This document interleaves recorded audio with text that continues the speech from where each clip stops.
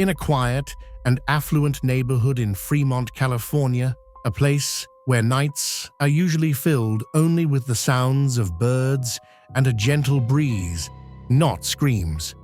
It was a calm morning on the 18th of September, 2025, a perfectly ordinary day, until just a few minutes later, Upper Vintner's Circle would become the scene of one of the most sensational murders of the year. A killer who had never met his victim, but had chosen him long before.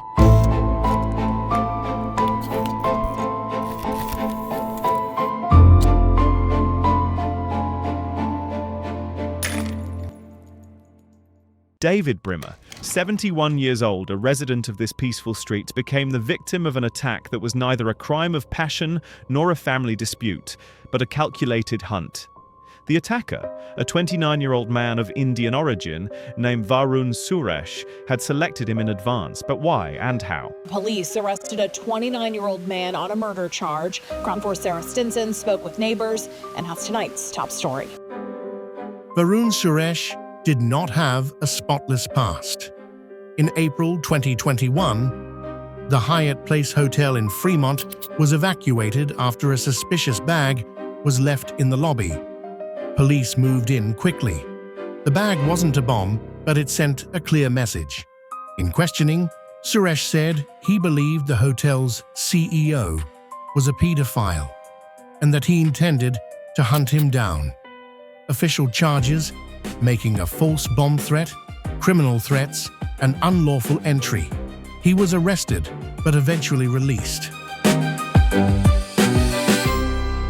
3 years later, Varun went on to Megan's Law, a public online database of sex offenders. He browsed through several profiles and saved them just 45 minutes before the attack. From among them, he chose David Brimmer, an elderly man with a dark past. Brimmer had been a pastor at the Jubilee Church in San Jose during the 1990s. In 1995, he was convicted on 15 counts of sexual assault against teenage boys between 1989 and 1993. 9 years in prison. He was released around 2004, and no further crimes were reported. However, like thousands of others, his information remained publicly accessible on the Megan's Law website. For Varun, that information was enough to make his decision. He believed pedophiles deserved to die, and this was the beginning of a carefully planned mission.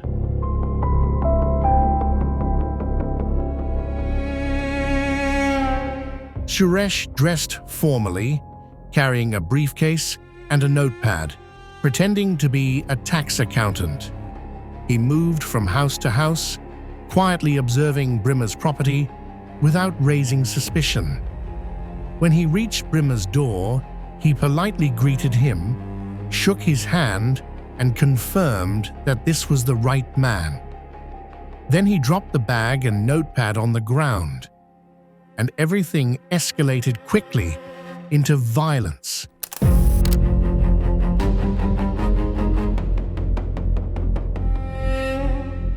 Brimmer managed to flee and ran 2 streets away, seeking refuge at a house on Upper Vintner's Circle.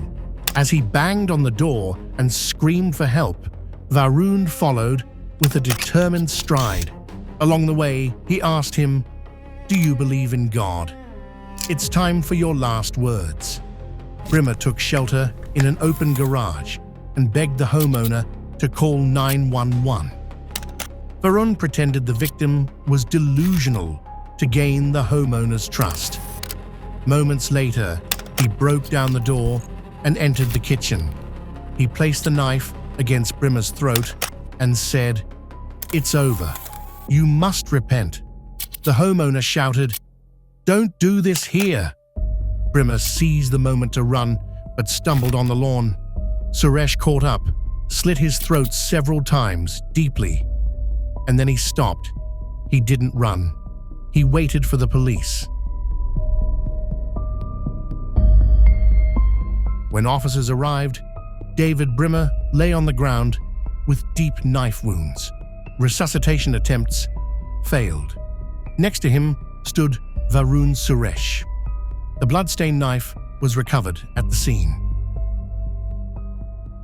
Police immediately cordoned off the area. Reporters gathered.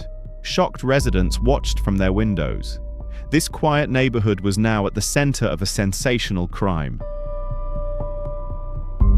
In his interrogation, Varun admitted he had dreamt for years of killing a sex offender. He chose his victim because of his age and vulnerability. In messages to friends, he said, "I'm going to send them to the gates of heaven."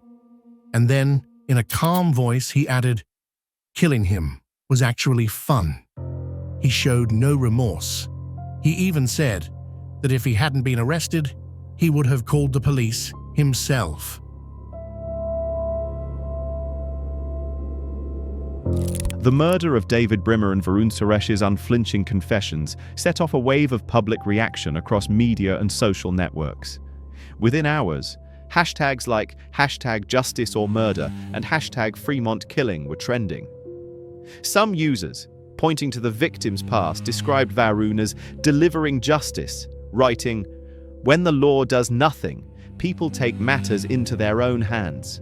Others, however, warned that encouraging such actions could lead to chaos and dangerous personal judgment. A lawyer speaking on television said, "Today it's a convicted offender.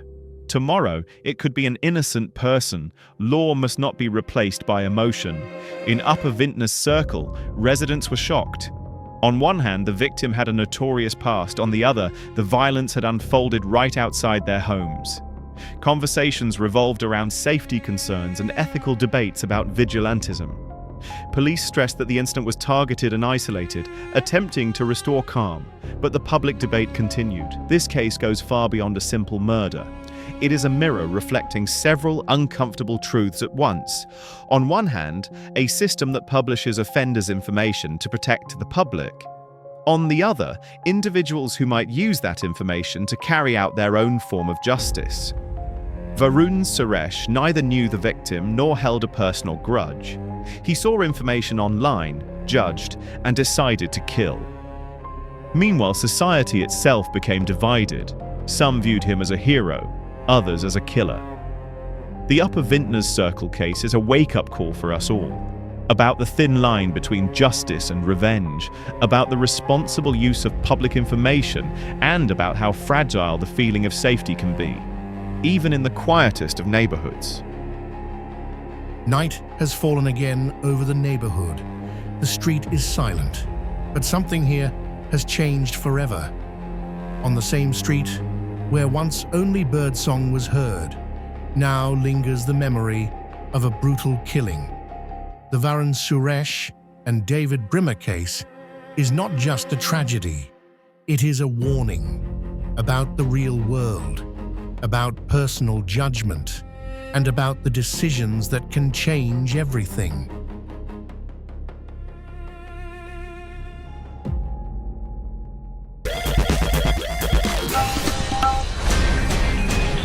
DESIblitz.com